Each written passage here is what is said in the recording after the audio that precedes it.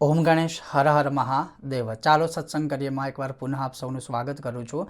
અને આજે આપણે એક નિત્ય પૂજાનું જે સૌથી પ્રથમ અંગ છે, જ્યાંથી આપણી પૂજાની શરૂઆત થાય છે અને જેના વગર ક્યારેય પૂજાની શરૂઆત કરી પણ ના શકાય, અને હું વાત કરી રહ્યો છું આચમન વિધિની। તો આચમન કેવી રીતે કરવું, આચમન બોલતી વખતે શું આપણે મંત્ર બોલવો અથવા ભગવાનના નામ બોલવા, આચમન કેવી રીતે થાય છે અને આચમન કરવા માટે આપણે કેટલું જળ કે પાણી લેવું, કેવી પ્રકારે કઈ વિધિથી આચમન કરી શકાય છે અને આચમન કેમ જરૂરી છે, આજે આપણે આ સત્સંગ કરવાના છે।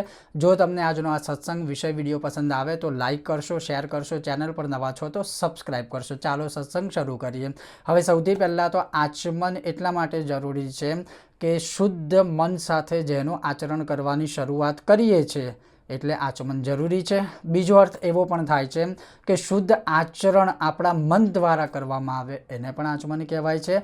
ત્રીજું જે છે મહત્વપૂર્ણ વસ્તુ કે આપણી આત્માની શુદ્ધિ માટે, આપણા મનની શુદ્ધિ માટે, આપણી દેહની શુદ્ધિ માટે, અને ખાસ કરીને જ્યારે આપણે પૂજાની શરૂઆત કરીએ ત્યારે આપણા આ બે હાથ છે કેટલી બધી જગ્યાઓએ સ્પર્શ થયો હોય અને એ સ્પર્શથી આપણે પૂજાની શરૂઆત કે ભગવાનને સ્પર્શ ના કરી શકાય, એટલે સૌથી પહેલાં તો આપણા હાથને જ પવિત્ર બનાવી અને આચમનની શરૂઆત કરવી જોઈએ। હવે આપણું શાસ્ત્ર પણ કહે છે કે આચમન વગર કોઈ પૂજાની શરૂઆત ના થાય, આચમન વગર કોઈ ભગવાન આપણી પૂજાનો સ્વીકાર નથી કરતા। અને આપણા શાસ્ત્રોનું કથન છે કે આચમન પછી કરવું કેવી રીતે, તો આચમન જે છે એ પિતૃ તીર્થ સિવાય બાકી પ્રજાપતિ તીર્થ અથવા તો દેવ તીર્થથી આપણે આચમન કરી શકાય। એટલે એ વધારે તમને થોડું શંકાસ્પદ અથવા તો કન્ફ્યુઝનવાળું કે શંકાશીલ ન થાય એ રીતે સરળ ભાષામાં કહું તો આચમન કરવાની એક પદ્ધતિ શું છે, પહેલી આંગળી છે એને આમ વાળી દો અને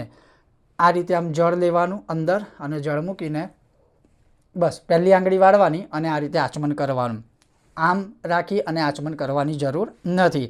એટલે એમાં ઘણા લોકોનો મતાંતર અલગ હોઈ શકે પણ શાસ્ત્ર મત આવો છે। બીજા નંબરમાં આચમન કરીએ ત્યારે આ બહુ ધ્યાન રાખવાનું, કારણ કે આ જે આચમન છે ને, કયું આચમન, આ જે મોઢામાંથી અવાજ નીકળે આચમન સમયે એને આસુરી આચમન કહેવાય છે, રાક્ષસોનું, દૈત્યોનું આચમન। એટલે જ્યારે આપણે આચમન કરીએ ત્યારે પ્રેમપૂર્વક આ રીતે આચમન કરવાનું અને એ આચમનમાં કે મુખમાંથી કોઈ અધિકતર અવાજ આવવો જોઈએ નહીં, એ શુદ્ધ આચમન થયું। બીજા નંબરમાં આચમન ક્યારે કરીએ ત્યારે શું ચમચા ભરીને કે ચમચી ભરીને પાણી લેવાનું, ના, આમ તો એવું લખ્યું છે કે આચમન રાઈના દાણા જેટલું જળ લેવાનું અને એ જળ આપણા હૃદય સુધી પહોંચે એટલું આચમન પવિત્ર માનેલું છે। હવે આ થોડું ડિટેલમાં કીધું, પણ એક માપસરનું આચમન કરવા માટે માપસરનું રાઈના દાણા જેટલું અથવા થોડું જળ લઈને પછી જ આચમન કરવું રહ્યું, આ શાસ્ત્ર મત છે।